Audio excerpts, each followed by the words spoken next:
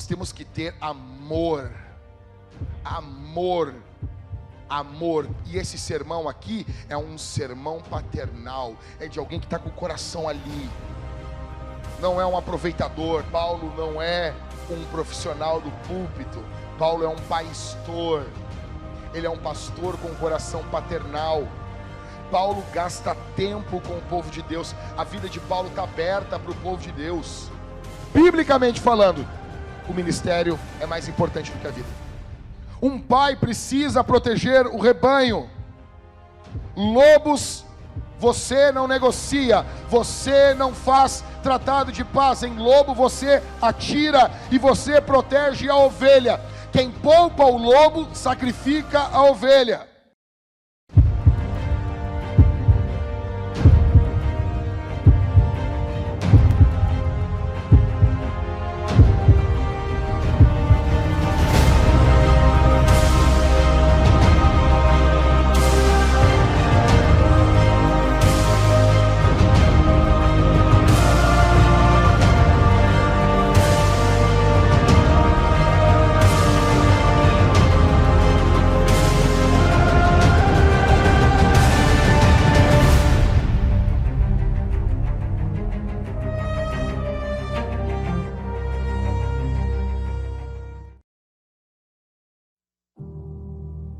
Muito bom dia, família Vintage. Vamos ler agora o texto de Atos dos Apóstolos.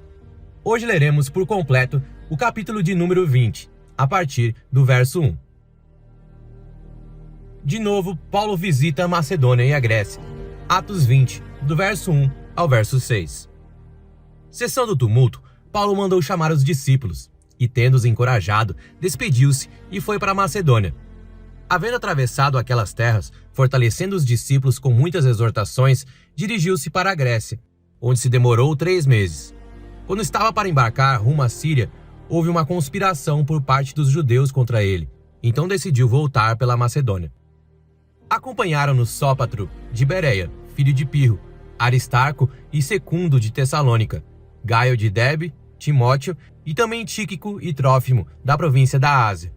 Estes nos precederam, ficando à nossa espera em Troade. Depois dos dias dos pães sem fermento, navegamos de Filipos e em 5 dias nos encontramos com eles em Troade, onde passamos uma semana. Paulo em Troade, Atos 20, do verso 7 ao verso 12. No primeiro dia da semana, nós nos reunimos a fim de partir o pão. Paulo, que pretendia viajar no dia seguinte, falava aos irmãos e prolongou a mensagem até a meia-noite. Havia muitas lâmpadas no cenáculo onde estávamos reunidos. Um jovem chamado Eutico, que estava sentado numa janela, adormecendo profundamente durante a prolongada mensagem de Paulo, vencido pelo sono, caiu do 3º andar abaixo. Quando o levantaram, estava morto. Mas Paulo desceu, inclinou-se sobre ele e, abraçando-o, disse: "Não fiquem alvoroçados, pois ele está vivo." Subindo de novo, Paulo partiu o pão e comeu. E lhes falou ainda há muito tempo, até o amanhecer, e assim partiu. Então conduziram vivo o rapaz e sentiram-se grandemente confortados. Paulo embarca em Assos e vai para Mileto. Atos 20, do verso 13 ao verso 16. Nós, porém, prosseguindo, embarcamos e navegamos para Assos, onde devíamos receber Paulo, porque assim nos havia sido determinado, devendo ele ir por terra. Quando se reuniu conosco em Assos, nós o recebemos a bordo e fomos a Mitilene. Dali, navegando no dia seguinte, passamos diante de Quios. Levamos mais um dia até Samos, e um dia depois chegamos a Mileto. Paulo já tinha resolvido não aportar em Éfeso, pois não queria demorar-se na província da Ásia. Ele tinha pressa, pois queria, caso lhe fosse possível, passar o dia de Pentecostes em Jerusalém. Em Mileto, Paulo fala aos presbíteros da igreja de Éfeso. Atos 20, do verso 17 ao verso 35. De Mileto, Paulo enviou uma mensagem a Éfeso, pedindo aos presbíteros da igreja que se encontrassem com ele.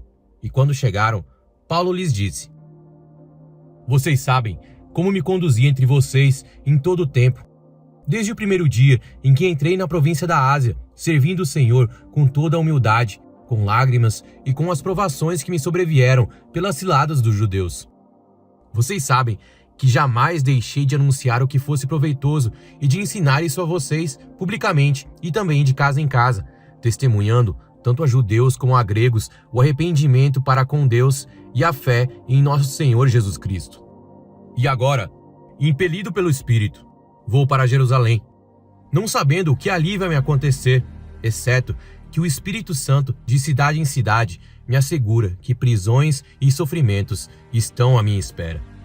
Porém, em nada considero a vida preciosa para mim mesmo, desde que eu complete a minha carreira e o ministério que recebi do Senhor Jesus para testemunhar o Evangelho da graça de Deus.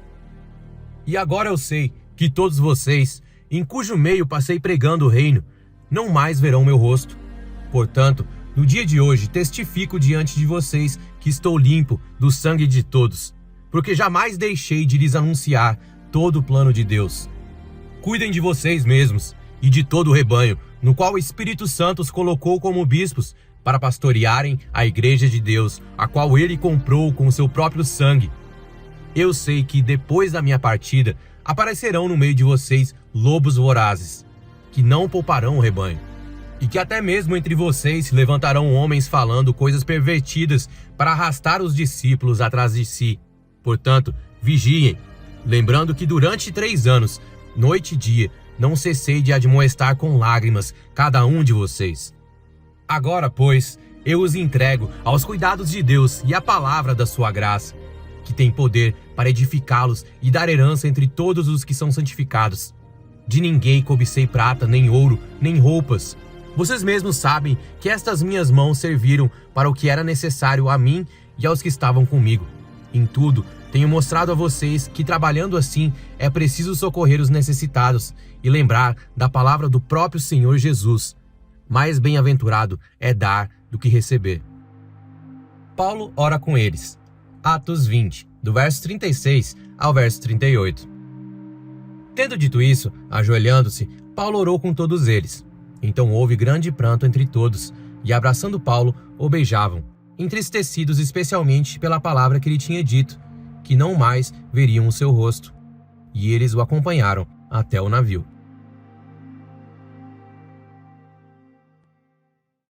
Muito bom dia, Vintage!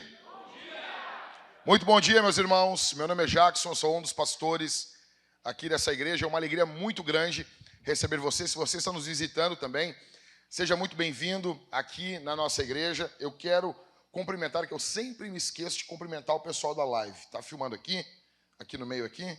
Então, pessoal da live, vou aqui assim, ó, garotada medonha. Cara ficando velho, né? Então, gurizadinha aí das internet, pessoal de casa aí, Deus abençoe vocês. Vocês podem comentar, vou pedir que vocês comentem, compartilhem, curtam os nossos vídeos, para que isso impulsione mais aí a pregação do Evangelho. Bom, basicamente, hoje, nós estamos na semana 16 em Atos dos Apóstolos, e eu quero falar para vocês sobre o coração paternal do avanço missionário. O coração paternal do avanço missionário. Eu vou falar de algo muito importante para vocês, extremamente importante. Nós precisamos de uma mudança urgente. Nós necessitamos, escute isso aqui, hoje nós estamos nos mudando de prédio, né? Então assim, bênção de Deus, mas nós precisamos de uma mudança interna no nosso coração urgente. Precisamos de uma mudança rápida, violenta e bruta nos nossos corações. Nós precisamos de mais pais e menos consumidores. Nós precisamos mudar rapidamente a nossa mentalidade de um business para família. Nós precisamos de mais responsabilidade e de menos exigências. No Brasil, nós somos o povo dos direitos.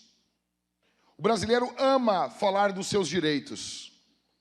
Você aprende sobre os seus direitos, as pessoas falam, a nossa Constituição fala sobre os direitos, e pouco se fala sobre os deveres. Pouco se fala. E você sabe que dentro de uma família nós precisamos muito mais de deveres do que de direitos, ainda que tenhamos direitos. Ainda que nós tenhamos direitos.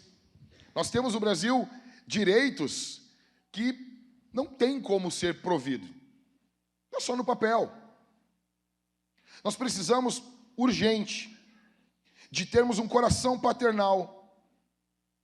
Nós precisamos, urgente, ou então nós seremos apenas uma modinha. E aqui eu não me refiro apenas à nossa igreja, mas à igreja brasileira no geral. Se é que eu tenho condições de falar para tal. Nós precisamos urgente de uma mudança, aonde o nosso coração se converte aos nossos filhos. Precisamos de um coração paternal, para que tenhamos um avanço missionário. Senão nós não vamos completar a obra que Jesus nos chamou para fazermos. Escute. Paulo, ele tinha um coração paternal. O apóstolo Paulo fala que ele gerou as igrejas que ele havia plantado. E o tema paternidade espiritual é um tema bíblico, mas muitas vezes distorcido. Muitas vezes as pessoas distorcem esse tema, pastores distorcem esse tema, apóstolos distorcem esse tema, para benefício próprio. E a paternidade espiritual, ela visa os filhos.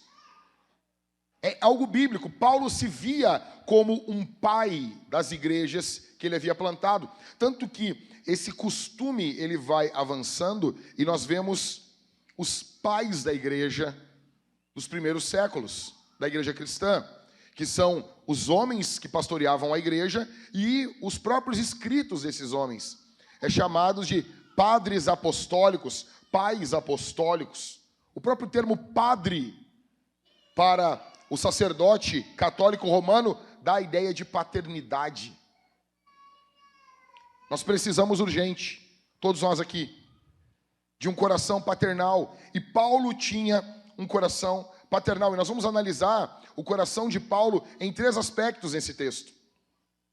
Se puder me dar um pouquinho mais de retorno, tá? Então, primeiro, quero que você analise comigo uma viagem paternal, do verso 1 ao verso 5. Nós vemos o apóstolo Paulo, quando cessa o tumulto, diminui um pouquinho a coisa aí, é que só com o retorno fica complicado, precisamos dos dois. Paulo manda chamar os discípulos, encoraja, se despede, verso 2, havendo atravessado aquelas terras, fortalecendo os discípulos com muitas exortações, dirigiu-se para a Grécia. Fica com a Bíblia aberta aí, gente, tá? A leitura do Pedro foi só para nós nos mergulharmos o texto aqui, tá bom? Verso 2. Eles atravessam as terras, fortalecem os discípulos com exortações. Veja, Paulo não é apenas um pregador, Paulo é um pastor. Paulo não é apenas um itinerante, ainda que ele seja um itinerante. Jesus era o itinerante. Mas eles também tinham um coração paternal. O Driscoll tem uma frase que eu gosto muito, ele diz assim: jovens rapazes que dizem que se sentem chamados para pregar, mas não para pastorear as pessoas, me lembram dos caras que gostam de dormir com as mulheres e não querem criar seus filhos.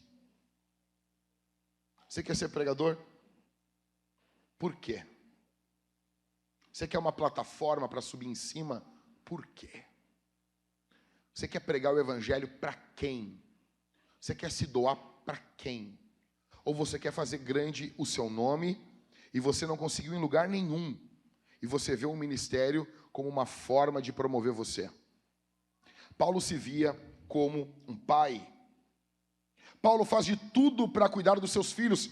Volta no verso 2. Havendo atravessado aquelas terras, fortalecendo os discípulos com muitas exortações, dirigiu-se para a Grécia. O apóstolo Paulo podia ficar em casa descansando, podia ter pensado assim: cara, não tem ninguém me compelindo a isso. Não tem nenhuma organização, Roma não está mandando, os judeus não estão mandando, pelo contrário, estão se opondo. E aqui nós vemos algumas atitudes de quem tem um coração paternal. Olha comigo aqui, 5 atitudes de quem tem um coração paternal. Detalhe, quanto mais pessoas nós tivermos com essas características, mais nós vamos avançar como igreja. Então o nosso alvo é buscar pessoas com esse coração. É que os membros da igreja tenham esse coração. Primeira, responsabilidade. Responsabilidade. Você faz parte de uma igreja, você se sente responsável por ela.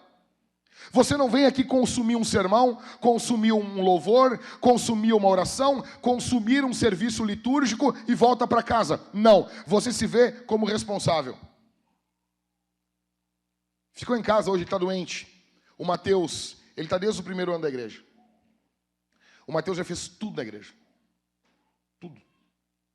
Ele chegava no culto, no segundo prédio da Bento, ele chegava e sempre tinham alguém que, cara, cagava na frente da igreja, algum mendigo, sabe?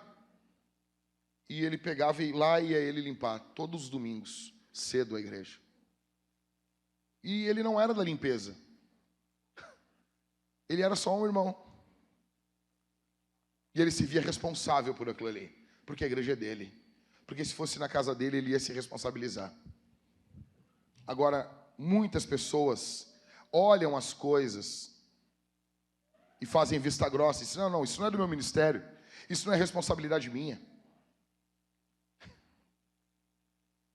Primeira marca, primeira atitude de quem tem um coração paternal, responsabilidade. Você se vê como responsável.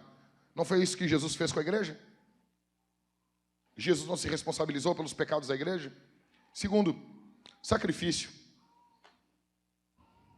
Sacrifício. Jesus se sacrificou pela igreja. Jesus escolheu a cruz. Jesus escolheu o sofrimento pelo povo de Deus. Por que nós sempre escolhemos a parte mais leve do piano? Por quê? Por que nós sempre escolhemos a parte mais confortável das coisas? E quando a igreja necessita que nós façamos algo para o avanço, nós não queremos isso. Eu quero participar de tal ministério. Ok, não tem vaga agora. Daqui a uns 2, 3 meses tu pode voltar. Tu pode entrar nesse ministério. Não, mas é que Deus me chamou. Ok. Deus chamou Paulo para pregar, mas Paulo também vem de tenda. Faz o que tem que ser feito. Eu pergunto para você. Você está aqui pela igreja de Jesus? Pelo povo de Jesus? Ou por você? Sacrifício. Terceiro, encorajamento. Olha o que o texto diz, verso 2. Havendo atravessado aquelas terras, fortalecendo os discípulos com muitas, o quê? Com muitas o quê? O que é exortar? É xingar? Não é não. Exortação é você empurrar a pessoa. É literalmente você comunicar coragem à pessoa. Pais comunicam coragem aos seus filhos. Você sabe o que é isso? Ontem nós fomos num rancho, eu estava pregando na serra, aí nós dormimos na serra, e ontem era a minha folga, e nós fomos passear ontem, fomos num rancho lá. Cadê o Rafa? Está aqui? Não? Rafa me levou lá para cair, escorregar lá e cair. Vamos caminhar aqui, tudo molhado, cheio de limo, né? E eu seguindo eles, assim. Aí quando veio, caí. Quando eu caí, o Rafa, tá, vamos voltar agora. Eu disse, mas era só para eu cair aqui? E quem é que vinha vindo atrás de mim? A Letícia. É o inferno. Que luta. Né?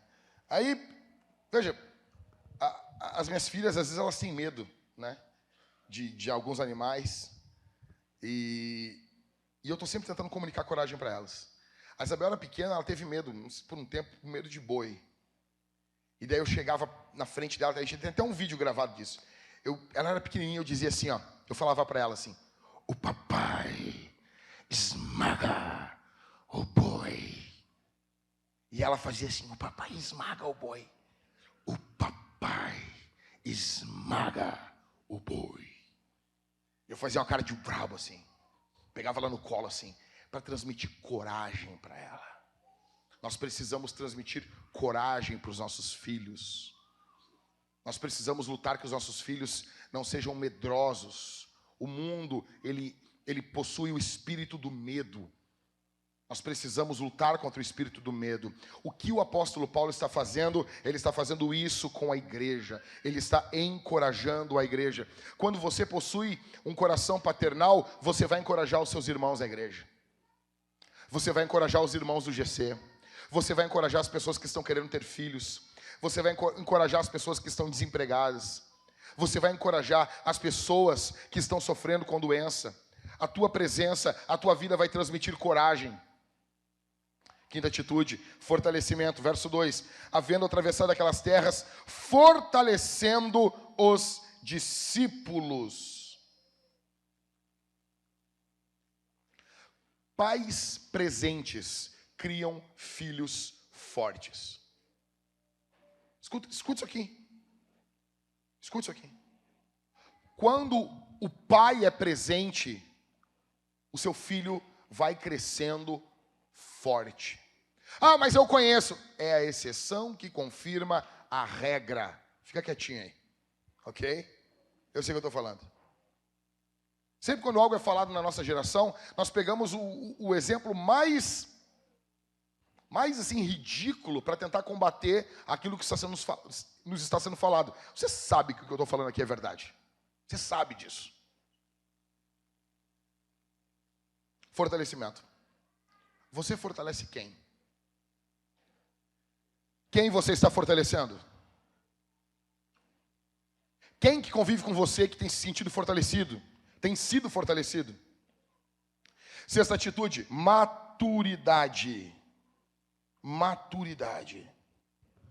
Efésios capítulo 4, o resumo de Efésios 4 são pastores, líderes, evangelistas, profetas, apóstolos, que trabalham juntos para o amadurecimento do povo de Deus. Nós vamos ficando parecidos com Jesus. Maturidade na igreja é ser parecido com Jesus. Você tem crescido em maturidade, ou você parece uma criança, sabe, brabinha? Tem pessoas que é assim. Tem pessoas que estão sempre bravas e irritadas. Ah, é porque não foram no meu aniversário. Porque você imagina isso, o apóstolo Paulo. Pedro chega, Paulo, o que foi? Eu fiz aniversário e ninguém me cumprimentou no grupo da igreja. Deixa eu explicar um negócio aqui, ó. Eu, uma vez, há muito tempo atrás, eu vi um Facebook de uma igreja. E o Facebook dessa igreja era só aniversário para os membros. Feliz aniversário. Era uma igreja grande. Então, era direto. Feliz aniversário para o fulano de tal. O que aconteceu? Deixa eu explicar para você o que aconteceu naquela igreja. Eu tenho certeza. Eu dou um dedos. Tá? Não, dedo não. Eu vou ficar parecido com uma pessoa. Assim, cara, eu posso apostar que eu sei o que aconteceu. Em algum momento, as pessoas cumprimentavam os pastores. E daí teve alguém com uma excelente ideia. Mas por que só os pastores? Vamos cumprimentar o irmão. E a igreja era menor. Aí cumprimentaram um. Se cumprimentou um, tem que cumprimentar o outro. E se for esse aqui? Cara, tu entrava no Facebook da igreja. Era tudo a mesma foto, mesma arte. Com a fotinha das pessoas. E as pessoas felizes. O que é isso, gente? Você imagina um visitante procurando o Facebook da igreja. Eu não vou entrar nessa igreja. Por quê? Hoje é dia 8 de outubro. Eu fiz aniversário dia 7. Vou ser parabenizado só ano que vem. Você imagina o nível de maturidade de uma igreja dessa? Por isso que na nossa igreja a gente faz assim. Tem ali o feliz aniversário no grupo do WhatsApp. Como que funciona? O cônjuge que se vire para avisar todo mundo ali. Dando o primeiro feliz aniversário. Aconteceu casos, às vezes, o grupo, no início, que a pessoa, que ninguém deu um feliz aniversário para mim. Cara, reclama pra tua mulher, ninguém tá sabendo aqui do teu aniversário. Facebook tu só usa por causa de grupo, tu não vê mais aqueles anúncios. Por favor. Maturidade, cara. Quando você tem um coração paternal, você vai crescendo em maturidade e você comunica maturidade. Vejam, a viagem de Paulo aqui, ela é motivada pelo seu coração. E ele possui um coração paternal. Em segundo, nós vemos de Paulo agora um sermão paternal.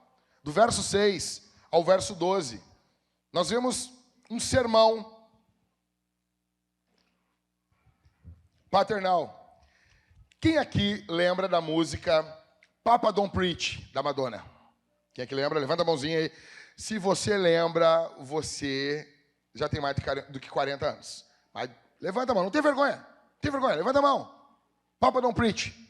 Ó, por que vocês não levantam a mão desde o início? Por que o cara tem que ficar manivelando? A pessoa, não vou falar que eu conheço. Do que trata a música Papa Don't Preach? Então, basicamente, uma tradução dela seria mais ou menos: papai, não passa o sermão. Papai, não pregue. Ou, não fica dando sermão. A Madonna, ela está cantando sobre uma menina que conheceu um cara e ela está grávida. E, pasmem, a Madonna está dizendo que não vai abortar o bebê na música. Que ela vai ter o bebê. Que ela vai casar com esse cara. E ela está pedindo para o pai dela não brigar com ela. Está pedindo para o pai dela não passar o sermão. Papai, não fique irritado, não fique bravo. Ela conheceu um cara, transou com esse cara, engravidou. E ela está dizendo: vai ser tudo bem, pai. Vai ficar tudo tranquilo. Não fica bravo, pai. Ou seja, nós descobrimos essa música que o papai pregou foi pouco. O papai falou foi pouco. Muitas vezes, pais precisam pregar.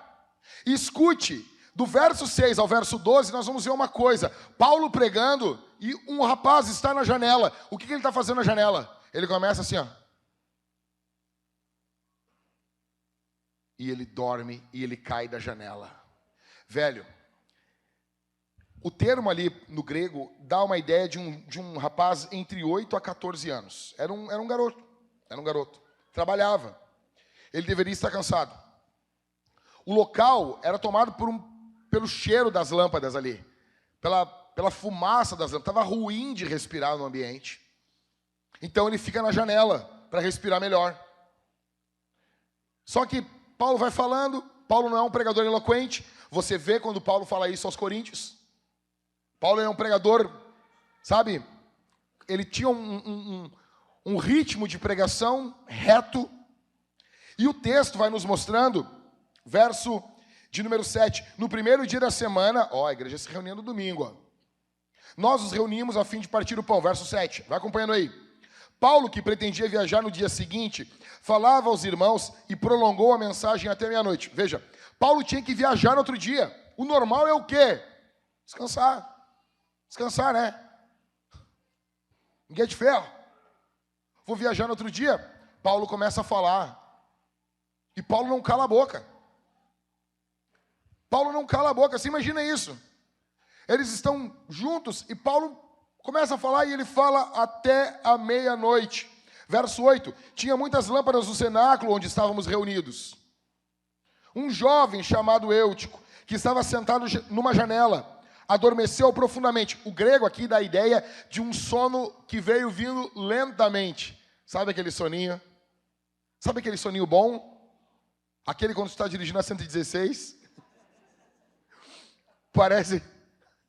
dá vontade, assim, de esquecer a vida. Botar um travesseirinho, assim, ó. Azar. Sabe, é o melhor soninho, é o soninho do volante. Tem que cuidar com isso, hein, cara. Essas risadas aqui foram gente se identificando. Parece eu comprei o carro do Michael uma vez, o Polo, não posso falar agora, Michael. Comprei o carro do Michael, olhei a roda, toda a comida. O que é essa roda comida aqui, Michael? A roda ali, né? Toda lascada assim. E o Michael dirige bem.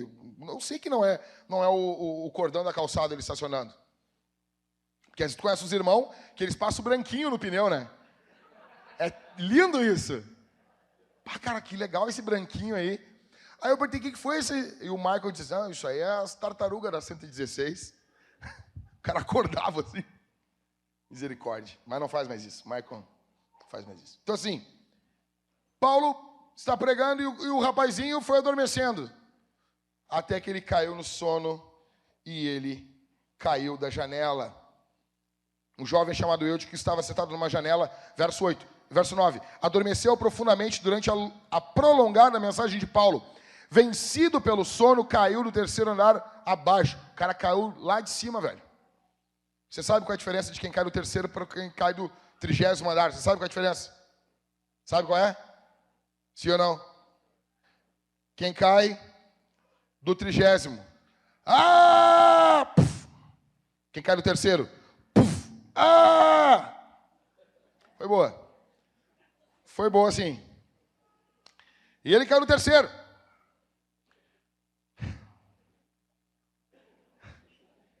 Começaram a entender aqui, ó. O pessoal é lento, né? Domingo de manhã, né, pastor? Pô, já é quase meio-dia, cara. Adormeceu profundamente durante a prolongada mensagem de Paulo, vencido pelo sono, quero o terceiro andar abaixo. Quando levantaram, estava o quê? Morto. Levantaram o guri estava morto. Escuta o que eu vou dizer aqui. Alguém pode dizer, pô, mas Paulo pregou muito. Sabe por que muitas vezes nós temos sermões longos? Porque Paulo possui um coração paternal. Paulo está sabendo que ele vai viajar no outro dia. Tem um monte de coisa que ele tem que falar para aquele povo. Aquele povo vai ficar diante de um monte de ideias, de um monte de pessoas que querem o mal para aquele povo. Então o coração de Paulo se condói, e Paulo não pensa nele, Paulo pensa neles. Sermões longos muitas vezes vêm de um coração esvaziado de vaidade. Escute, você quer ser amado pelas pessoas? Pregue sermões curtos. Você quer ser amado, elogiado pelas pessoas? Pregue sermões curtos. Elas vão elogiar você, elas vão amar você. Mas aí a motivação da pregação não é o amor às pessoas, é o amor a você.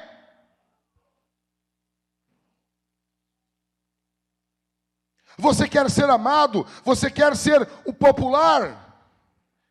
Então encurte sempre as aplicações do sermão. Não cutuque as pessoas. Diminua.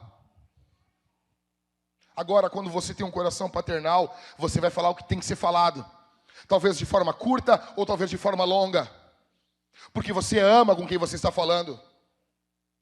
Quando eu estou falando com as minhas filhas, não importa.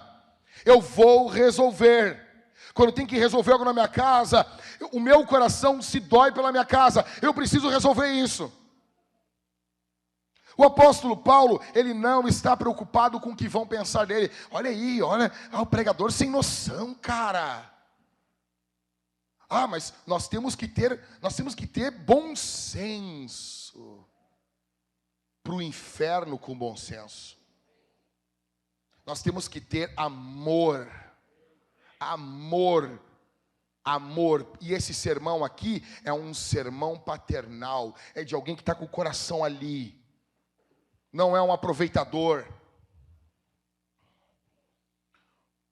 Deixa eu explicar um negócio. Nós pregadores, já vou dizer aqui, pastor Maicon, que vai estar plantando agora a partir de dezembro a Igreja Soma, não faça isso. Nós temos um péssimo problema de nos desculparmos pelo tempo da pregação. Nós temos um péssimo problema. Parece que as pessoas estão fazendo um favor para nós ficar nos ouvindo.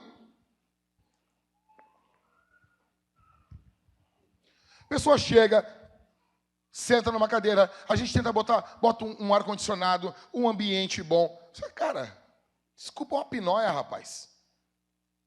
Você tem uma oportunidade de ouro de ouvir o Evangelho, de ouvir a santa palavra de Deus. Nós temos um culto na semana, cara.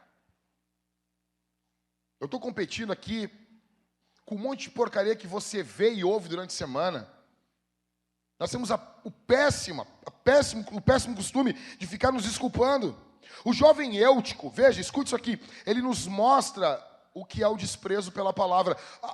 Eu sei que tem pregadores e comentaristas que acham que não. Porque eles vão pegar de uma forma humana. Eutico dormindo. E Eutico havia trabalhado, era um garoto novo, e, cara, a gente tem que entender. Vários comentários que eu li, os caras dizendo, não podemos julgar. Não, eu acho que temos que julgar sim. Mas, pastor, e eu? Se for você, julgue você. Veja, quando Jesus estava com os discípulos Ei, escuta aqui. O garoto vai lá tomar água lá. Os jovens sentem sede. Tem que cuidar dos rins. Veja, olha para mim aqui. Olha para mim. Quando Jesus está orando no Getsemane e os discípulos caem podre de cansados. Em Marcos, você vê da onde eles vinham, você vê que parece que Jesus é um louco, um workaholic. Alguém viciado em trabalho. E os caras, a Bíblia diz assim, eles foram vencidos pelo sono. Seus olhos estavam pesados. Jesus entende eles? Sim ou não? Jesus censura eles ou não? Jesus censura os caras. Deixa eu explicar uma coisa. Nem o fato de você ter um motivo para uma ação não faz com que essa ação seja entendida por Deus. Tem vezes que você tem um motivo, ele é até lógico, e Deus não entende. Não concordo. Eu já falei para vocês. Tem um pregador no Brasil que ele botou assim: não fique triste quando você dorme na oração. Um pai nunca fica triste quando seus filhos dormem em seus braços enquanto falam. Olha que lindo! Nem sempre o exemplo paternal vai se aplicar na escritura e na história. Na Bíblia, dormir orando é algo errado. Pastor, mas o senhor já dormiu orando? Já, e eu estava errado. Simples. Eu não preciso moldar uma coisa para ser certa, porque eu em algum dia caí nesse erro. Você entendeu isso aqui? A verdade é a verdade. Está acima de mim, em cima de você. Não é ela que se molda a mim, é eu que me moldo a ela. Então, quando você olha esse exemplo aqui, você diz assim, cara, eu estava errado. Por quê, pastor? Porque foi só ele que dormiu. Será que os outros não estavam cansados também? Será que é difícil? A vida só do Eutico é difícil. Só a vida do Eutico é difícil. Hã? Só a vida dele é difícil. Ah, o pastor não me entende. O pastor não entende. Vamos tentar descompactar isso aqui, cara. Muitos não conseguem amar o sermão de domingo por alguns motivos. Primeiro, estão como Eutico na janela da vida. E as janelas da vida oferecem distrações. Você vem para a igreja distraído. Tem um monte de coisa brilhando para você. Tem um ventinho gostoso soprando. E você vem distraído. Você vem dividido. Em segundo, estão na janela com o coração dividido. O coração está aqui, mas está um pouco no pecado também. O coração está aqui, mas também está nas coisas do mundo também. Você quer a glória de Deus, mas você também quer o aplauso dos homens. Terceiro, nós podemos estar no culto com o melhor pastor de todos os tempos e ainda assim estarmos com o coração dividido. Se você quiser reclamar de mim, você tem todo o direito e você tem muita razão. Porque, veja, eu sou um pregador extremamente limitado. Eu venho para a igreja e eu boto o coração na ponta da chuteira e eu prego. Eu me esvazio pregando. Ah, mas isso é o máximo, pastor? Sim, é o máximo. Eu não tenho mais. Eu não consigo mais nada. Agora, veja, eles estão ouvindo Paulo. Será que Paulo era um pregador? Assim, talvez a forma que Paulo pregava não era tão atrativa. Mas será que o conteúdo de Paulo não era bom? Olha, nós temos 13 cartas de Paulo no Novo Testamento. Esse rapaz, ele era um privilegiado, cara. Então, o problema não é o pastor, cara. O problema, muitas vezes, é o ouvinte. Muitas vezes é o ouvinte. E você está tão viciado em adrenalina, sabe, em dopamina, que se o cara não chegar aqui, não tirar todo o sermão, um coelho da cartola, e você fica louco. Você fica louco. Você, sabe, nós fomos ver um filme, não lembro que filme foi, acho que foi o Adão Negro, eu acho. E, cara, o filme é explosão, pancada, tipo assim, tipo Transformers, cara, uns robôs dando umas piruetas, um cara correndo com um cubo bem louco na mão, assim. E é uma loucura, cara, e as pessoas dizem assim, achei fracos os efeitos. Pô, o que tem que acontecer mais, velho?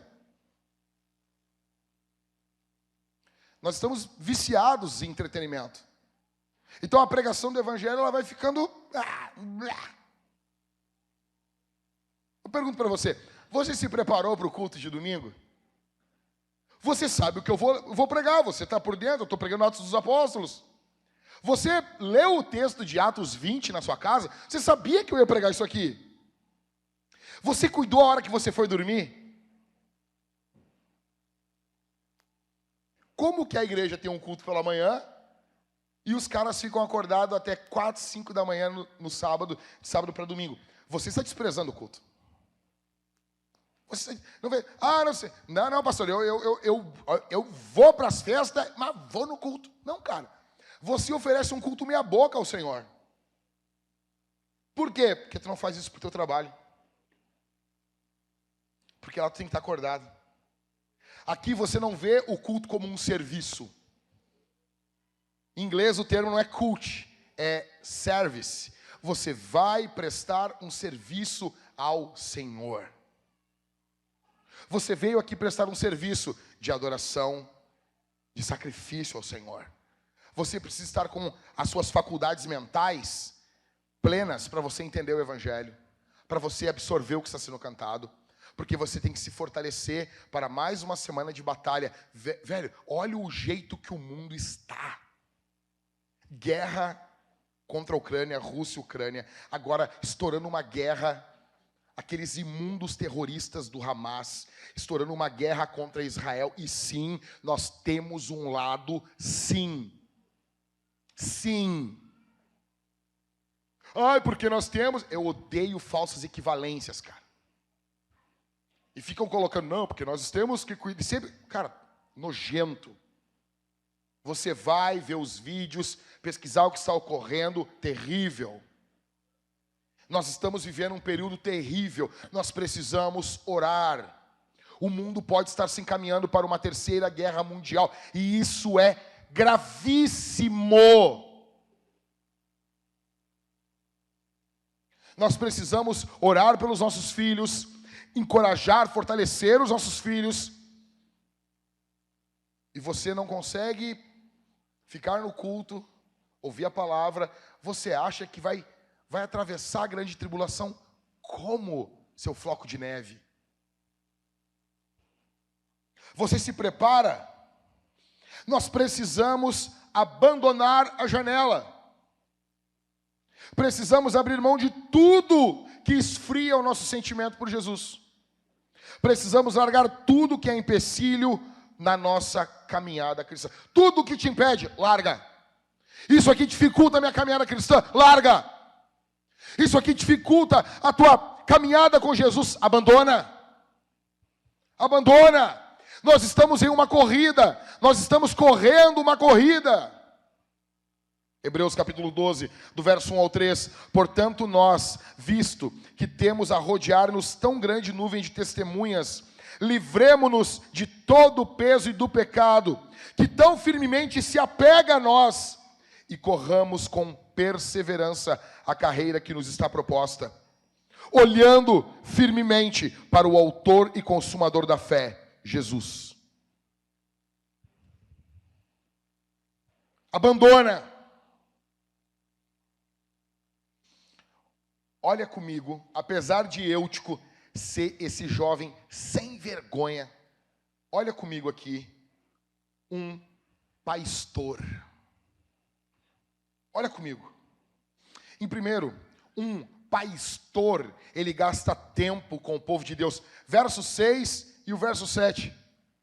Lê comigo aí. Depois, os dias dos pães sem fermento, navegamos de Filipos e em 5 dias nos encontramos com eles em Troade, onde passamos uma semana. No primeiro dia da semana, nós nos reunimos a fim de partir o pão. Paulo, que pretendia viajar no dia seguinte, falava aos irmãos e prolongou a mensagem até a meia-noite. Paulo não é um profissional do púlpito. Paulo é um pastor. Ele é um pastor com um coração paternal. Paulo gasta tempo com o povo de Deus. A vida de Paulo está aberta para o povo de Deus. A vida de Paulo está aberta para andar com eles. Paulo come com eles. Paulo vive no meio deles. Paulo não é uma estrela. Um pastor, em segundo, ele ensina. Ele vai ensinar. A vida de um pastor é uma vida de ensino. Veja, qual o trabalho, o termo lá para pastor no Novo Testamento, dá para a gente traduzir como alimentador. É o cara que pega a graminha e bota na boca da ovelhinha. É isso, cara. É isso. Ele é um ensinador. Por isso que Calvino, quando ele começou a reforma em Genebra, ele tirou aquela parafernália sacerdotal de padre e ele botou uma toga. Você tem noção? Velho, é que tu não tem noção. Tu vê essa roupa hoje, é feio pra caramba. Parece a capa do Batman. Os ministros presbiterianos pregando com vestidão, assim, é estranho. Estranho isso. Ah, meu velho, mas quando Calvino chegou com esse negócio em Genebra, isso foi um escândalo. Por quê? O padre usava uma roupa sacerdotal, como se ele fosse sacerdote do povo. Calvino, que tinha sido ministro papista, agora quando ele abraça a reforma protestante, ele tira toda aquela parafernália indumentária lá e ele bota uma toga de professor. E ele está dizendo o que com aquela roupa? O meu papel aqui é ensinar vocês. E aquilo, meu velho, se tivesse Twitter, na época, cara, ele teria sido cancelado. Foi muito... Aquilo é loucura, cara.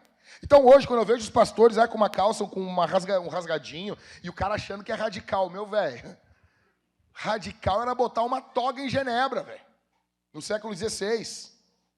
Porque ele é um ensinador. Então, um pastor ensina, um pastor prega. Ah, pastor, qual é a diferença de ensinar e pregar? Pregação não tem ensino? A pregação tem ensino, mas a pregação, ela dá um passo além. Qual? Da aplicação.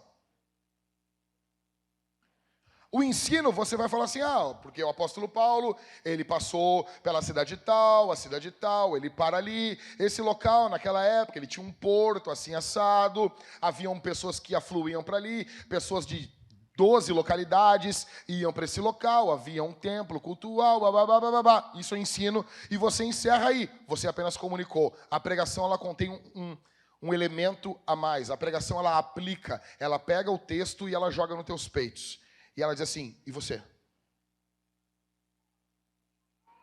Paulo, eu estou vendo o que estava fazendo. E você? Você entende? O pregador é como se ele quebrasse a quarta parede. Sabe? Quem é que viu o filme Curtindo a Vida Doidado? Quem é que viu? O Dario está aí? Dario está aí comigo? Não viu, não está aí? Tá. Mas tu viu, né?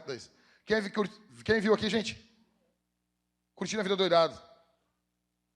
Tem horas que o Ferris, ele quebra a quarta parede, né? Ele se vira, se você não aproveitar, não sei o quê, ele quebra a quarta, ele fala com você. Ele está falando com você. Eu estava falando com a Thalita ontem, e eu falando da novela, não sei se você se lembra, a novela Vamp. Muito antiga. Hoje eu estou só as referências boas. E tem uma hora, no final da novela, que o Neila Torraca quebra a quarta parede. Eu me lembro até hoje dessa cena. Porque isso, eles não olham para a câmera, os atores, é como se a câmera não estivesse ali. E ele se vira para a câmera, no último capítulo ele diz, mas parece que essa novela não vai acabar. E eu disse, comecei a rir, eu era criança, assim. Eu achei aquilo fenomenal, ele falou comigo. A pregação é isso. A pregação é um ensino que você quebra a quarta parede. Você se vira para a pessoa e você pergunta, e você? O texto não apenas está te informando, o texto está te transformando. Então, um pastor, ele prega. Em quarto, um pastor, ele desce. A Bíblia diz que Paulo, quando viu que o garoto caiu da janela, mosqueou, Paulo para o sermão. Paulo interrompe o sermão. E deixa eu dizer uma coisa. Se tem uma igreja que não faria isso, é a Assembleia de Deus, Michael. Cara, deixa eu te dizer uma coisa. Eu fui pregar numa Assembleia de Deus. Cara, você não tem noção. Uma irmã no coral começou a ter um piripaque do Chaves. Começou a passar mal. E eles cantando, cara. E eles foram tirando ela. Pegaram cada um pelas pernas, pelos braços. E continuaram cantando, velho. Na hora que eu assumi o púlpito para pregar, eu disse, gente, antes de eu pregar, como é que tá a irmã? Eu quero saber. Os caras começaram a rir assim. Eu disse, ela tá bem? Não, ela tá bem, ela teve uma queda de pressão. Cara, mas foi... Pô, gente, vamos orar aqui pelo fulano. Os irmãos vão levar ele. Com calma, né? Não, cara. Não. É por isso que os pentecostais cruzaram o Brasil. Os caras não param por nada, velho. Paulo não, Paulo para. Paulo para o sermão e a Bíblia diz que ele desce até o jovem. Eu te pergunto, cara, você desce até as pessoas? Você vai até elas? Você caminha até elas? Talvez você está num nível espiritual muito elevado. Ok, grande santidade. Você para o que você está fazendo e desce até aqueles que necessitam? Um pastor, ele desce. Um pastor, ele não só desce, como ele se inclina. A Bíblia diz que Paulo se inclinou, verso 10, sobre o garoto. Ele está convertido ao garoto. Ele está genuinamente interessado com o que está ocorrendo com aquele garoto. Eu pergunto para você, você está interessado com seus irmãos?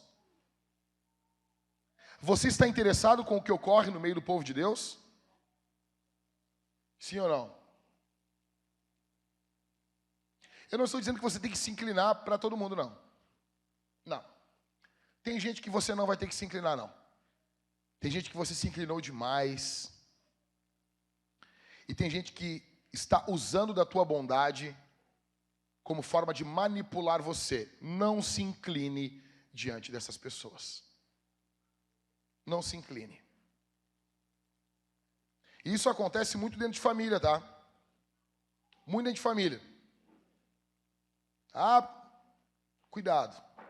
Agora, é genuíno? É genuíno. Se inclina então. O apóstolo Paulo se inclinou. Você vai ver isso em Elias e Eliseu. Eles, naqueles casos de ressurreições, eles se inclinam sobre o corpo. Você vai ver isso.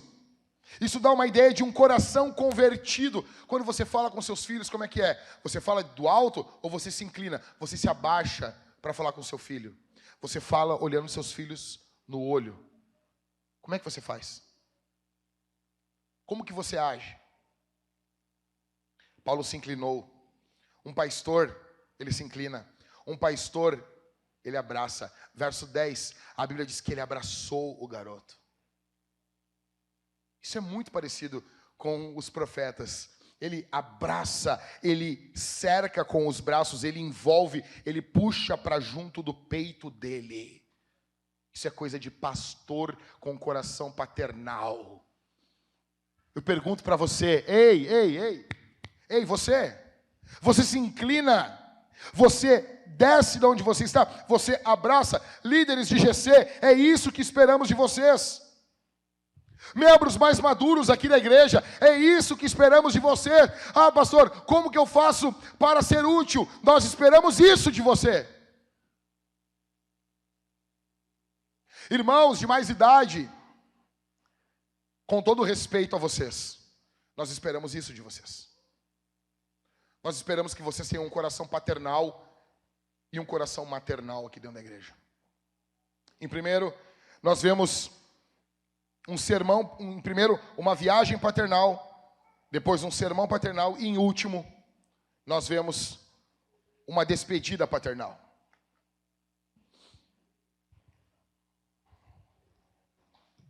Aqui, cara, é uma das despedidas mais emocionantes do cinema. Se fizesse um filme disso, cara, isso aqui é de chorar, né? Sério mesmo. Os caras vão caminhando com Paulo até o navio, sabe assim, parece aquele cara que está indo para a guerra, assim, e a noiva ia correndo do lado do trem, assim, um troço. E eles choram. Sabe? Velho, o que vai ocorrer aqui, basicamente, atenção. Ei, olha aqui, ó. Paulo vai abrir o coração aqui. Paulo vai abrir o coração. Paulo está em Mileto e ele quer ir rápido para Jerusalém. Olha isso aqui é fenomenal. Por que Paulo não vai até os presbíteros de Éfeso e fala com eles em Éfeso? Será que Paulo está se achando estrela? Será que é isso? Por que Paulo está em Mileto e Paulo manda os presbíteros virem até ele? Por que é isso? É exatamente o contrário. Paulo ficou 3 anos em Éfeso. Paulo criou vínculos com aquela igreja e ele sabia que se ele fosse a Éfeso, ele não ia conseguir chegar em Jerusalém. Porque tinha muito amor ali envolvido. E tanto que a gente vê o jeito que eles se despedem dos presbíteros. Então Paulo disse assim, cara, só tem um jeito de eu falar com os pastores. Paulo manda os pastores vir. Os pastores vão até ele. E Paulo se encontra. E aqui fica claro os compromissos de um pastor. Olha comigo. Primeiro, verso 19. O primeiro compromisso de um pastor é com Deus. Verso de número 19. Paulo diz, servindo quem? O Senhor. Paulo não está servindo Roma. Paulo não está servindo os judeus. Paulo, o primeiro alvo de Paulo não é a obra de Deus, é o Deus da obra. Um líder, um pai, ele precisa andar com Deus. A obra de Deus é consequência disso. E é muito fácil nós não andarmos com Deus. É muito fácil, meu velho, é muito fácil. É muito fácil nós andarmos com os homens, nós termos as nossas panelas, nós termos as nossas preferências. É muito fácil nós termos as nossas ideologias e não andarmos com o Senhor. Quem quer aplausos da cultura deveria procurar um circo e não pastorear uma igreja. Um pastor precisa saber a quem ele serve. Ele não está buscando o interesse de um ou de outro, mas os interesses de Deus, porque a igreja tem dono e não é o pastor. Eu não sou dono de porcaria nenhuma. A igreja tem dono, e o dono da igreja é Jesus, ele é o pastor da igreja. Primeiro compromisso de um pastor com Deus, segundo, com ele mesmo. O pastor tem que ter compromisso consigo mesmo. Verso 28, é um dos meus preferidos de toda a Bíblia. Paulo diz, cuidem de vocês. Como é que eu vou cuidar da igreja se eu não cuidar de mim primeiro? 1 Timóteo capítulo 4, verso 16, Paulo diz a Timóteo, tem cuidado de ti mesmo e da doutrina. Persevera nessas coisas, pois fazendo isso, salvará tanto a ti mesmo como aos teus ouvintes. Se você tem uma academia e você é cristão, você deveria botar 1 Timóteo 4, 16 nela. Cuida de ti mesmo. Cuida de ti mesmo. O primeiro cuidado do pastor é com Deus. Logo em seguida é com ele mesmo. Não tem como eu cuidar do rebanho se eu não cuidar primeiro de mim, da minha família. É por isso que o sermão mais eloquente da vida de um pastor é a família dele. Eu não quero saber o que tu prega. Eu não quero saber aonde tu estudou. Eu quero saber como é que está a tua casa. Como é que está a tua casa? Fui me encontrar com um rapaz e ele começou a falar da obra de Deus e da plantação da igreja. E eu disse, cara, eu não quero saber nada disso agora. Depois tu vai falar sobre quais táticas tu usou na plantação da igreja. Eu não quero saber de nada disso. Eu quero saber como é que está a tua esposa. Me conta aí. Como é que tá tuas filhas? E daí o camarada, quando ia falar da mulher dele, eu ficava catando o olho dele, ver se o olho brilhava. Quando eu ia falar das filhas dele, eu queria ver se o olho dele enchia d'água. Eu quero saber se o coração dele está na casa dele. Ou se a casa dele é apenas uma desculpa para ele poder estar no ministério. Então, quando a igreja vê um pastor cuidando da sua esposa, cuidando dos seus filhos, a igreja deveria se alegrar com isso. Promover que o pastor possa ter férias, folga, ter um salário decente, para poder cuidar da sua casa. Em terceiro, o compromisso de um pastor é com a palavra. Do verso 20 ao verso 27, o apóstolo Paulo vai destrinchar o negócio. Um pastor, ele anuncia todo o conselho de Deus. Verso 27, olha aqui, lê comigo o verso 27. Paulo diz, volta, verso 26. Portanto, volta mais um, só para eu complicar a tua vida. Verso 25. E agora eu sei que todos vocês, em cujo meio passei pregando o reino, não mais verão o meu rosto. Paulo sabia que ele estava morrendo, ele ia morrer. Ele ia morrer, ele sabia que Roma não aguentava mais a vida dele. Verso 26. Portanto, no dia de hoje, testifico diante de vocês que eu estou limpo do sangue de todos. Paulo está pegando aquela imagem lá, quando diz que o sangue do ímpio vai ser requerido do profeta, lá de Ezequiel. Paulo está dizendo, eu estou limpo do sangue de vocês. Por que ele está limpo do sangue? Verso 28, verso 27. Porque jamais deixei de lhes anunciar todo o plano de Deus. Paulo pregou toda a Bíblia para eles. Toda a Bíblia. Paulo alugou um teatro. Você vê isso. E Paulo pregou 3 anos, todos os dias, às 11 da manhã, Paulo pregava naquele local. E alguns comentaristas dizem que Paulo pregou tudo. Tudo. Todo o Antigo Testamento e todo o Novo Testamento. Paulo pregou tudo a eles. E ao pregar tudo, Paulo está dizendo que eu estou limpo do sangue de vocês. Por quê? Ele tem um compromisso com a palavra. Ele anuncia todo o conselho de Deus. Por que nós pregamos em série aqui na igreja? Porque a gente acha bonito? Porque, que legal, nós somos diferentões. Não. É porque eu quero anunciar todo o plano de Deus para vocês. E cada vez que nós vamos encerrando uma série, eu vou ficando cada vez mais limpo do sangue de vocês. Cada passo que eu dou no púlpito, cada centímetro que eu vou percorrendo pela Escritura, eu vou cada vez tendo menos responsabilidade com o destino eterno de vocês.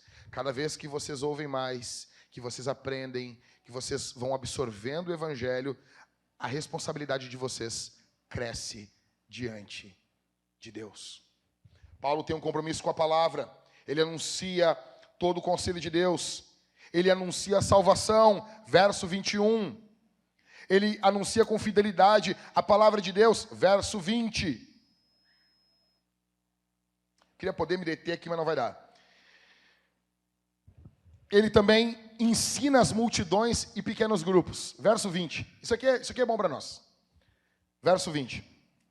Vocês sabem que jamais deixei de anunciar o que fosse proveitoso e de ensinar isso a vocês. Onde que ele ensinava? E aonde? Olha bem, tem 2 momentos aqui, tá? Ele ensina, verso 20,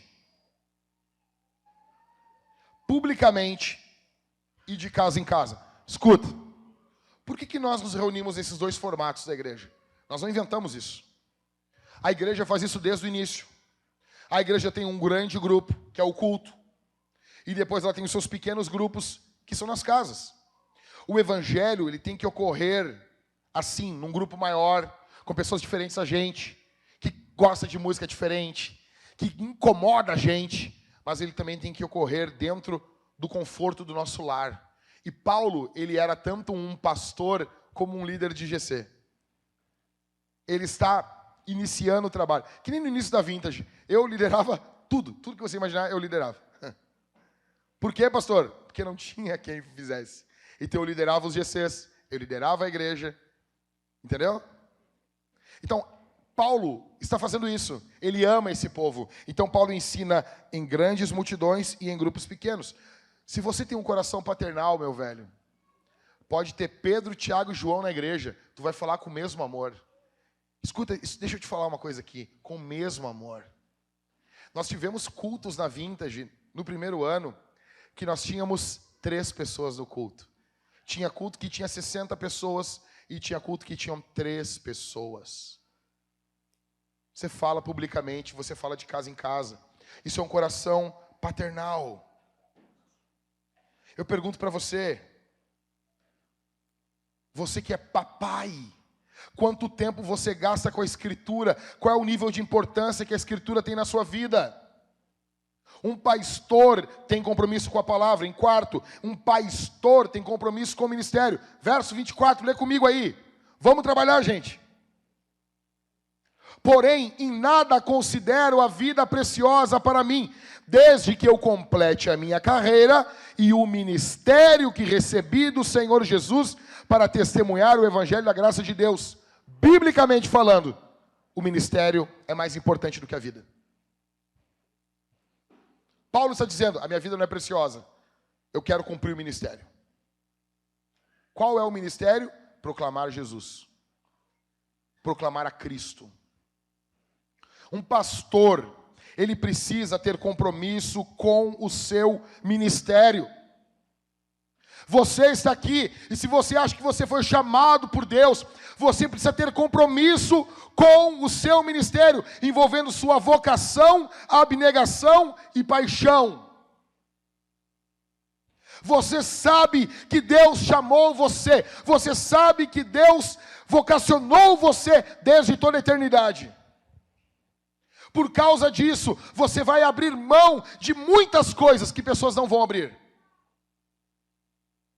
O ministério não é algo para pessoas que não conseguiram nada na vida. Pessoas que fizeram tudo errado. Então agora elas descobrem que tem uma oportunidade no ministério e ali tem uma boquinha de um salário fácil. Não! Ministério envolve paixão também. Deixa eu dizer uma coisa para você. Quem consegue ficar longe do pastorado, deve ficar. Se você consegue ficar longe do ministério, fique.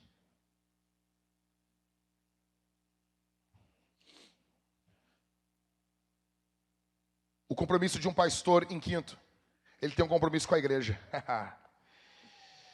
E aqui, meu velho, aqui muitas pessoas dizem assim, não, eu não tenho compromisso com a igreja. Como não, meu velho? Como você sabe que Deus chamou você? Vai haver um chamado interno, mas vai haver um chamado externo. O povo de Deus vai requerer você. Um pai, ele cuida de todo o rebanho, verso 28. Não é só quem tem dinheiro, só pessoas amáveis e dóceis, não. Velho, ovelha não é só um animal tolo, ovelha morde também. É loucura. Você tem que usar o cajado. Mas ela morde também. Um pai, ele não é dono do rebanho. Verso 28, o que diz? A igreja, de quem é a igreja? De Deus, a qual ele comprou com o seu próprio sangue. Um pai, ele precisa compreender o valor da igreja para Deus. Velho, a igreja vale o sangue de Jesus. Você entendeu isso aqui, verso 28? A igreja vale o sangue de Jesus. Você entende isso? Velho, na luta contra o pecado, nós precisamos ter várias armas. A santidade, o amor a Jesus, várias coisas. Mas tem que ter uma coisa que tem que ter no coração do ministro. Cara, olha o que eu vou fazer com as pessoas. Se eu cometer algum pecado grosseiro, olha o que eu vou arrebentar no meio do povo de Deus. Eu tenho que olhar para Deus em primeiro lugar, olhar para minha esposa, para as minhas filhas, mas eu também tenho que pensar nos meus irmãos.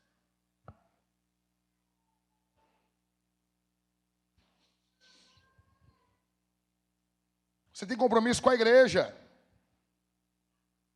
Um pai, ele precisa proteger o rebanho. Verso 29 e 30, lê comigo aí. Paulo diz assim: eu sei que depois da minha partida aparecerão no meio de vocês lobos vorazes que não pouparão o rebanho. Verso 30, o mais triste para mim é o 30.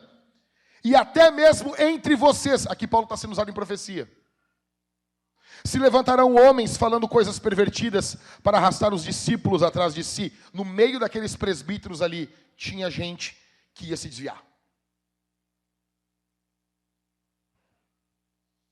Se você tem compromisso com a igreja, se você tem um coração paternal, você tem que proteger o rebanho de ataques externos e de ataques internos. Você tem que proteger o rebanho dos lobos. E lobos precisam ser mantidos fora.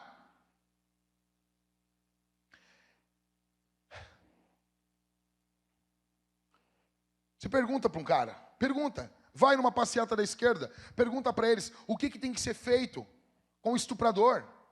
Eles vão dizer, você tem que ressocializar. Os caras estão defendendo agora pedófilo. Você tem que ressocializar, veja bem, e veja bem, e veja bem. Aí eu vi uma entrevista, o rapaz perguntando, o que tem que ser feito? Tem que prender, não pode prender, não pode atirar, não pode fazer nada, não pode fazer nada. Aí o rapaz disse, nós estamos com um projeto de lei aqui para a pessoa adotar um criminoso e levar para sua casa. Você gostaria de abrir a sua casa e levar ele para sua casa?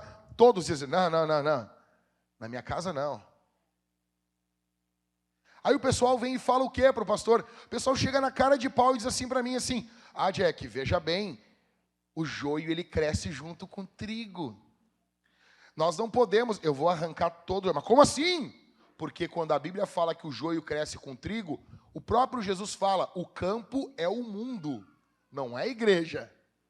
Não é a igreja, meu velho. Na parábola do joio e do trigo, quando Jesus explica a parábola, ele diz o quê? O campo é o mundo, não é a igreja.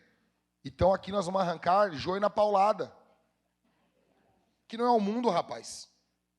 Aqui não é o mundo. Um pai precisa proteger o rebanho. Lobos, você não negocia, você não faz tratado de paz. Em lobo você atira e você protege a ovelha. Quem poupa o lobo, sacrifica a ovelha.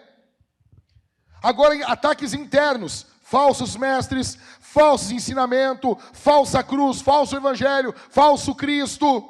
Você combate com isso. Correndo aqui, gente. Compromisso de um pastor, incesto, com o dinheiro.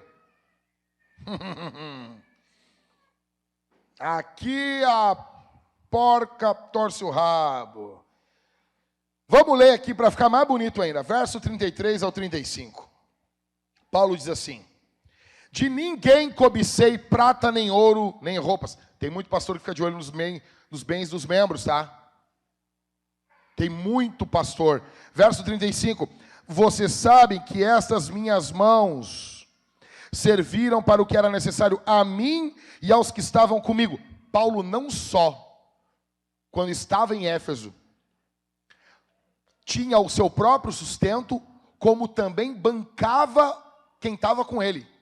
Não tomando nenhum real da igreja. Nada. Verso 35. Em tudo tenho mostrado a vocês que trabalhando assim é preciso socorrer os necessitados e lembrar das palavras do próprio Senhor Jesus. Mais bem-aventurado é dar do que receber. Vamos tentar descompactar isso aqui, rapidão. Bom, dinheiro é um assunto delicado. Hoje, não. Sempre foi. Tanto que você vê, olha para mim aqui, gente. Tanto que você vê Paulo lidando com isso nas cartas. Então, como que Paulo tinha dinheiro? De duas formas. Paulo tinha dinheiro de duas formas. Paulo recebia ofertas de igrejas muito generosas, como a igreja de Filipos, que é uma igreja que sustentou Paulo quando Paulo estava pregando aos coríntios. Em Corinto tinha uma casta de pessoas que eram pagas para falar. Então Paulo entendeu que lá, se ele recebesse o salário de lá, isso daria muito problema. Eles iriam perverter o entendimento do evangelho. Paulo não recebe nada de Corinto. Paulo recebe da igreja de Filipos. Paulo recebe de outras igrejas. Em Éfeso, Paulo não está recebendo. Quando o salário não vinha de outras igrejas, o termo bíblico é salário, quando ele não vinha de outras igrejas e ele não recebia onde ele estava pregando, o que Paulo fazia? Tenda, trabalhava. Simples. É pecado receber salário como pastor? Pelo contrário, Paulo vai dizer, abre comigo aí, 1 Timóteo 5,18. Olha comigo aí. 5,17. 1 Timóteo 5,17.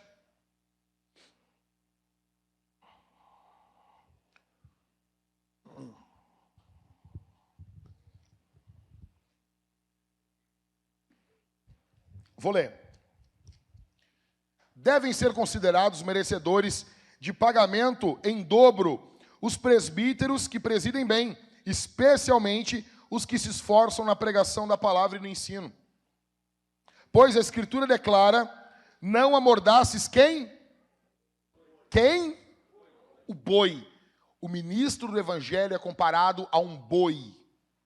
Grava essa palavra. Não amordaces o boi, enquanto ele pisa o trigo. E ainda, o trabalhador é o quê?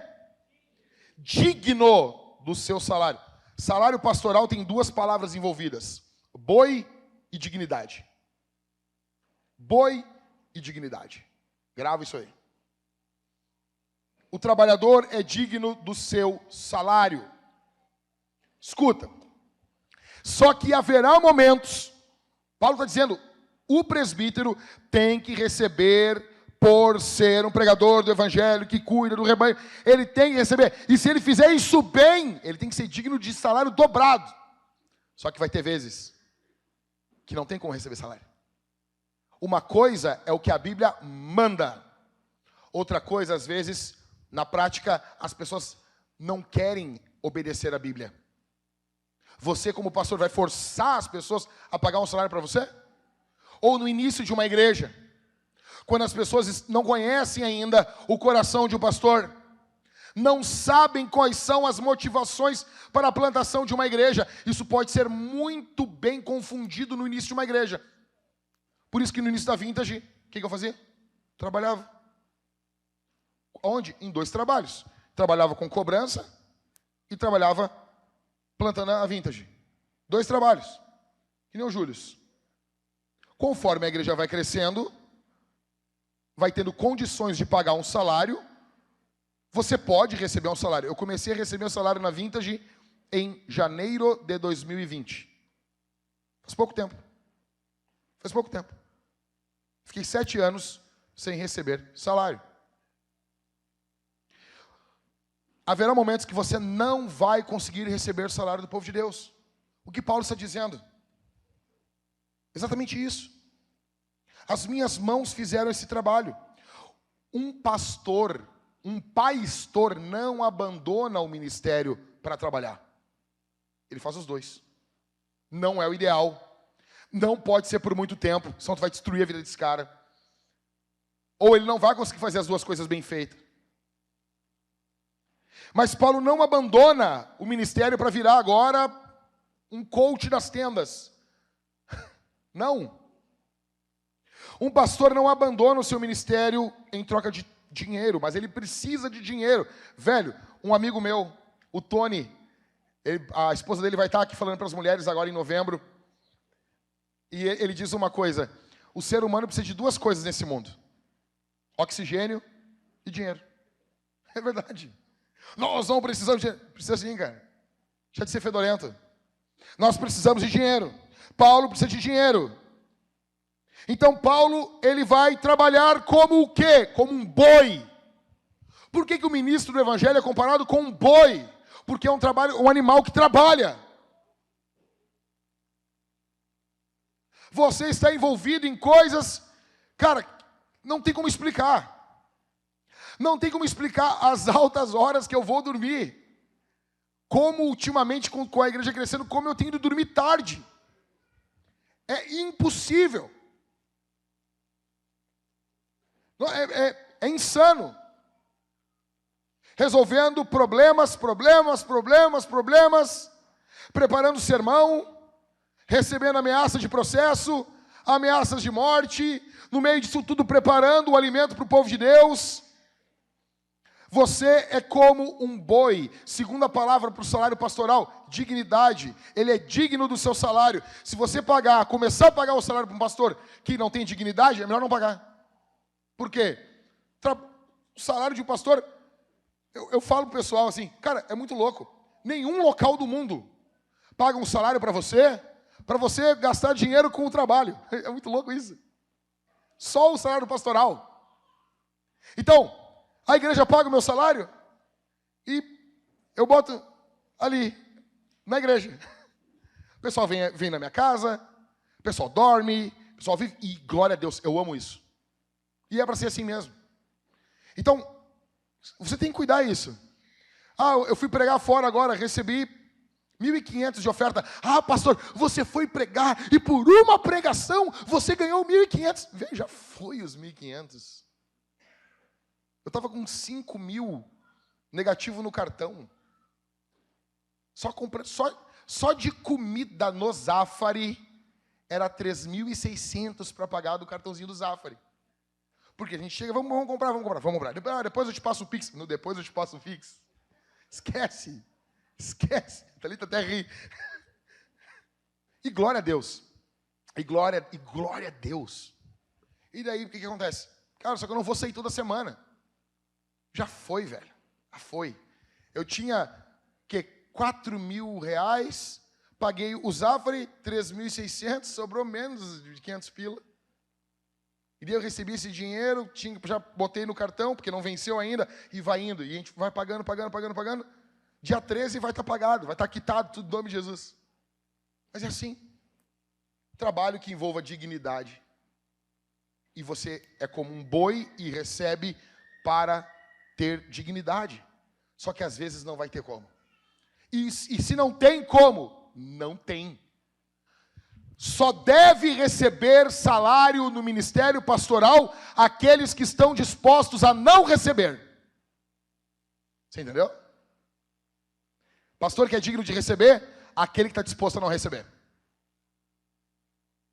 O pastor não deveria precisar ficar puxando para a família dele, porque ele também tem família, ele também tem filhos. Não deveria. A igreja deveria se preocupar com o pastor e o pastor se preocupar com a igreja. Deveria ser pastor, nós vamos aumentar o seu salário. Não, não vou aumentar não. Essa devia ser a tônica. Você entende? Não deveria ser como na política, onde os políticos aumentam o próprio salário, na canetada. Então você tem compromisso, o pastor tem um compromisso também com o dinheiro. Eu queria poder falar mais sobre isso. O pastor tem que ser um exemplo de generosidade.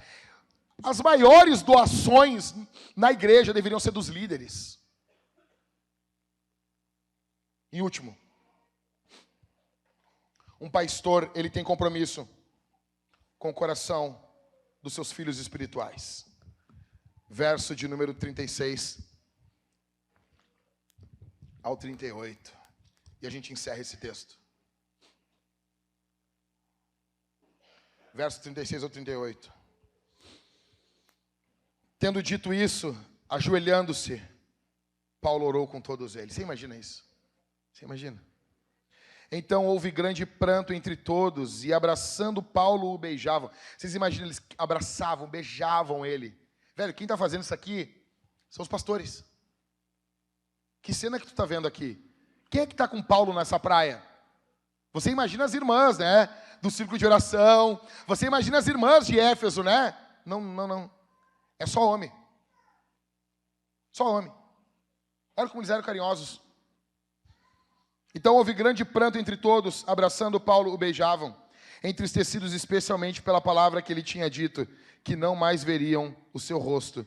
E eles o acompanharam até o navio. Matthew Henry diz, eles acompanharam até o navio numa ânsia de prolongar o tempo do lado do velho apóstolo. Olha para mim aqui. Para acontecer isso aqui, que tipo de relacionamento eles tinham, cara? Que tipo de homem Paulo era? Que tipo de sentimento Paulo já demonstrava? Paulo é um homem que não esconde os seus sentimentos. Ele não é um profissional do púlpito. O que Paulo orou quando Paulo dobrou os joelhos com eles ali? O que Paulo falou? Quais foram as palavras? Será que outro orou por Paulo? Eles agarram no pescoço de Paulo. Existe pranto, sentimento, emoções, lágrimas, vida. Pastores, nós somos homens. Você não é um super-herói. Existe vida, existe consequência, existe laços, existe carinho, existe afeto, existe dia a dia. Tudo isso construído numa convivência intensa para a glória de Deus. Como que é o nosso relacionamento? Como que é o relacionamento de você no seu GC? Ou você quer se juntar à igreja e você quer tratar a igreja como um shopping? Aqui não, meu velho. Aqui é família.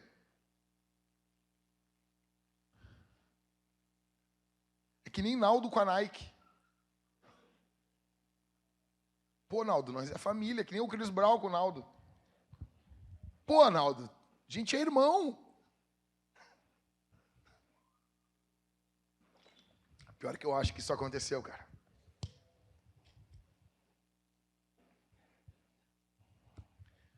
Que tipo de pastor Paulo foi para ter o tratamento da igreja com ele desse jeito? Que tipo de homem Paulo foi ao ponto deles levarem Paulo até o navio porque eles queriam ficar o máximo perto dele? Isso aqui é igreja, isso aqui é coração paternal. Eu pergunto para você, qual é o teu coração no reino de Deus? Qual é o teu coração na obra de Deus? Qual é o teu coração aqui nessa manhã no que envolve o reino de Deus? Você tem um coração paternal? As irmãs que estão aqui possuem um coração maternal?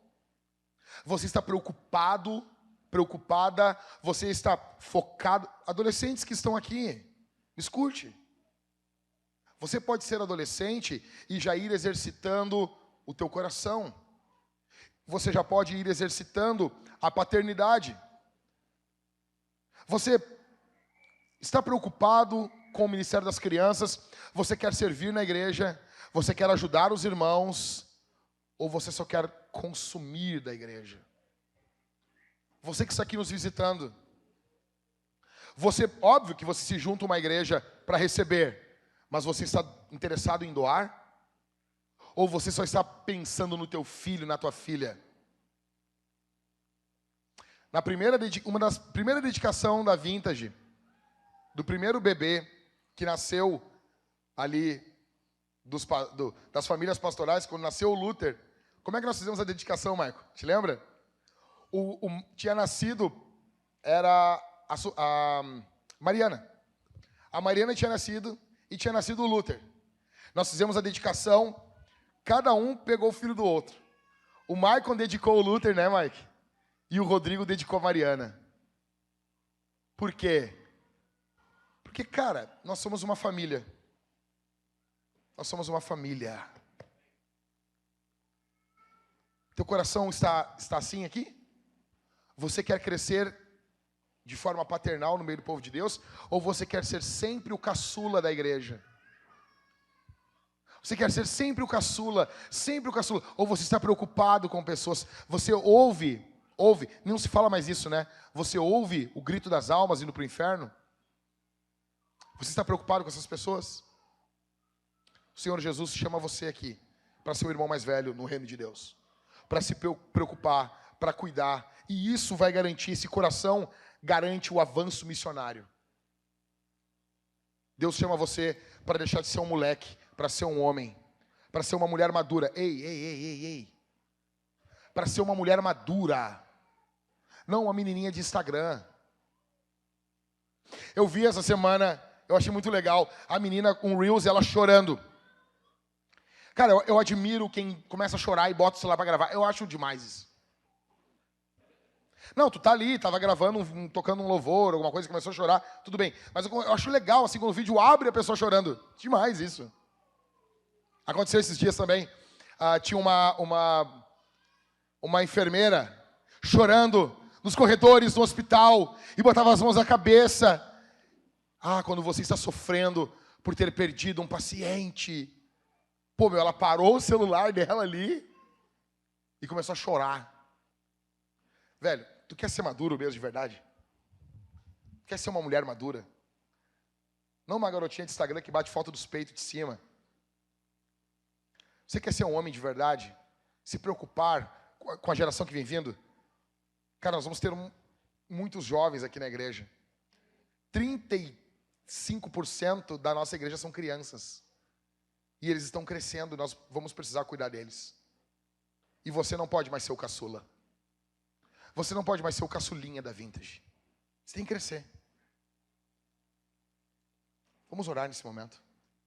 Vamos pedir maturidade ao Senhor. O Espírito Santo está aqui. Está chamando você, Ele está dizendo para você assim: chega, acabou. Acabou esse drama. Acabou esse caos que tu está criando na tua mente. Acabou. Deus está chamando você para uma maturidade. Deu. Esquece. Você não é mais uma garota. Você já é uma senhora. Ok? Você já é um senhor. Primeira coisa quando eu casei, tinha 22 anos. Agora eu sou um senhor. Acabou. Aqui na Vintage não tem isso. Senhor e senhora é pronome de tratamento. Para quem está casado. Casou com 17 anos, 18 anos. Senhor, senhora. Acabou. Maturidade. Cuidado, amor. Nós vamos orar nesse momento. Nós vamos responder esse sermão de 3 formas. Olha só isso aqui. Nós vamos levantar uma oferta exponencial, porque nós estamos cuidando da igreja.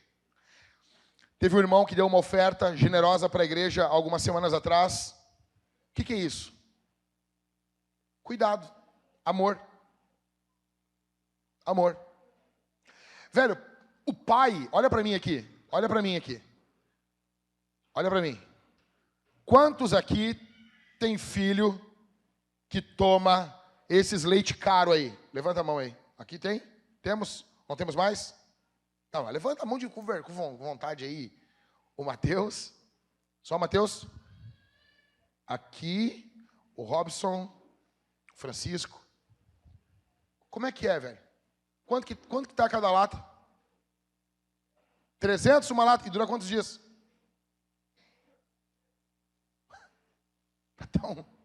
Até uma angústia. Francisco, quanto tá cada lata? 80. Ó, vocês vão começar a se invejar agora aí, né? Quanto, Mateus? Mateus já não quer nem falar. O dele é menos. Ele já não quer nem falar. 300 também. Isso aí. Como é que funciona? Quando você tem um filho que tem alergia. Você vai dar um jeito. Você vai levantar uma vaquinha, você vai vender roupa, você vai fazer alguma coisa. Alguma coisa tem que acontecer. Nós vamos levantar o dinheiro, nós vamos levantar uma oferta. Por quê?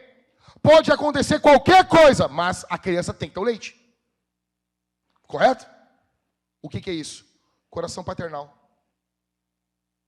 Falta isso na igreja. Por causa de bando de pastor vagabundo, safado, sem vergonha, chinelão. Nós vamos precisar de um dicionário para os sermões. Esses pastores chinelão. Bagaceiro. Quando fala bagaceiro, acabou. Ninguém entende, só nós. O que ocorre, cara? Ocorre que o povo muitas vezes retém. Porque o povo pensa assim, não. Já me tiraram dinheiro na igreja tal, já me tiraram... Não, eu não. Isso é o oposto. Quando você tem um coração paternal, isso nem passa pela tua cabeça. Você está preocupado com os teus filhos. E aqui, ó, gente, esses irmãos, eu não sei se ainda se o governo está ajudando ou não, nós temos responsabilidade com esses irmãos aqui, tá? Sei que demora um tempo, nós estamos pagando impostos e não é problema nenhum o governo, mas isso demora um tempo ainda. Já estão ajudando vocês, ô Francisco? Já estão ajudando? Aqui também? Mas demora um tempo, né? Não é na arrancada já, né? Então, você vai cuidar dos seus filhos. O remédio caro. Fui comprar lá, tinha um antialérgico, não sei, um negócio para botar no nariz, alguma coisa das crianças, um negócio. E tinha um que era de graça, e o médico disse, esse de graça, tranquilo, mas tem esse aqui que é muito melhor. Cara, nós vamos dar um jeito. Tu quer que o teu filho fique bom, tu vai correr atrás. Por quê? Porque tu é pai. Falta esse coração na igreja. No que envolve... Hoje nós temos mudança. Tem Grenal bem na hora da mudança. Vamos ligar o rádio, vamos ir ouvindo. Vamos rindo dos colorados. Ensinei minha filha hoje a cantar 1 minuto de silêncio. Ensinei ela a cantar. Ela veio para o culto cantando isso. Eu disse, não, meu amor, hoje é dia do Senhor. Vamos cantar um louvor. E ela veio feliz, assim, para o Inter que está morto. Então, vamos cantando. Você que é colorado, você pode ter uma vitória hoje. Fica com o D. Ok? Mas nós vamos estar trabalhando na obra de Deus. Chega agora em casa, vamos almoçar todos juntos aqui. Por quê? Visão paternal. Se a tua filha... Ei, quem é pai de menina aqui? Tua filha vai estar se mudando agora na tua casa. Tu não vai ajudar na mudança? Está indo casar. A igreja, tu olha com o coração paternal para a igreja? Nós vamos ajudar, nós vamos estar envolvidos. Coração paternal, ofertas, coração paternal, dízimo, coração paternal. Estou comprometido com o meu tempo, com os meus talentos e com as minhas finanças. Coração paternal. Eu sou responsável por isso aqui. Ok? Segundo, nós vamos cantar a Jesus. Uma família canta. Uma família canta. Uma família alegre canta. Todos os dias lá em casa a gente canta. A gente bota as músicas loucas lá e a Bebel diz assim, hora da dança maluca. E a gente faz as danças mais loucas da história da humanidade. Eu sempre ganho. Sempre. Porque as minhas danças são as mais ridículas. O que, meu amor? Não é verdade? Quem é que ganha?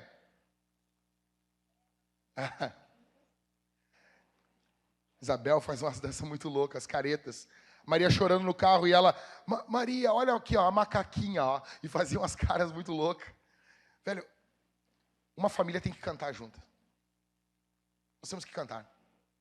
Nós vamos cantar a Jesus. Em terceiro, uma família come junto. Nós vamos cear aqui. Comer de Jesus. Beber do seu sangue. Você vai pegar o pão. Você vai pedir perdão pelos seus pecados. Você vai mergulhar o pão no cálice bronze, no vinho, ou no cálice dourado, no suco. Se você está em comunhão com a igreja, se você faz parte de uma igreja, você vai estar comendo e bebendo de Jesus. E Jesus pode curar você, encher você do Espírito Santo no ato da ceia, porque é um sacramento onde o Senhor comunica o seu Espírito. Que Jesus converta os corações aqui hoje. Feche os seus olhos e abra os seus corações. Feche seus olhos aqui. Quando a banda começar a cantar, você vai ficar de pé. Nós vamos cantar todos juntos aqui ao Senhor. Pai nosso, obrigado pelo teu povo. Obrigado. Obrigado porque nós somos uma família. E isso não foi construído por homens.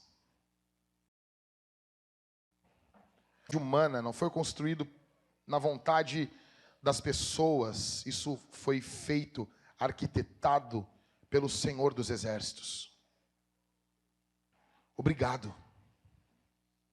Obrigado porque nós podemos cantar juntos, nós podemos louvar juntos, nós podemos andar juntos. E aqui está o povo que vai morar junto no céu. Que haja um coração paternal no nosso meio, que haja um coração que se responsabiliza, que haja um coração que está preocupado, que haja um coração que liga, que manda mensagem no WhatsApp, que haja um coração aqui, Senhor, de pessoas que não estão olhando para o que vão ganhar, mas estão preocupadas com o que vão doar. Desperta pastores aqui no nosso meio, Senhor. Desperta pais espirituais aqui no meio da Vintage. Desperta pais espirituais aqui, homens que possuem um coração paternal. Desperta mulheres aqui, Senhor, com um coração de mãe, com coração maternal aqui, que possam amar não só seus filhos, não só suas filhas, mas que possam amar as meninas que estão crescendo aqui na igreja. Em nome de Jesus, dá-nos um coração paternal, dá-nos um coração maternal. Que as mulheres que estão aqui, Senhor, não fiquem lutando, querendo parecer uma coisa que não são, mas que elas possam ser mães das moças, no nome de Jesus, pelo poder, pela autoridade do nome que é sobre todo nome. Dá-nos uma consciência, dá-nos uma mudança. Obrigado pelo tempo que tivemos nesse prédio, obrigado pelo tempo que tivemos aqui, Senhor. Obrigado pelas adversidades, pelas angústias, pelas alegrias, pelos sorrisos. Obrigado por tudo que o Senhor nos deu nesse prédio. Obrigado por tudo que o Senhor Deus fez para nós aqui, Senhor. Nós estamos saindo daqui hoje para irmos para um novo tempo. Vai conosco, que a tua presença sopra sobre nós, e eu tenho certeza que esse novo tempo, ele começa uma responsabilidade crescente no coração de cada membro, de cada irmão, de cada irmã que está aqui, em nome de Jesus.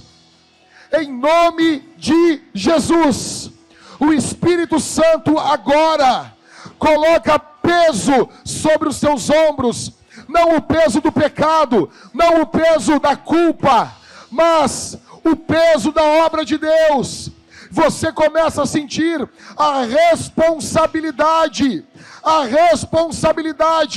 de carregar a presença de Deus, de carregar a presença de Deus sobre você. Deus chamou você, você tem um chamado, você precisa responder esse chamado, você tem que responder enquanto é dia, porque a noite vem, onde ninguém vai poder trabalhar, aonde ninguém vai poder fazer nada.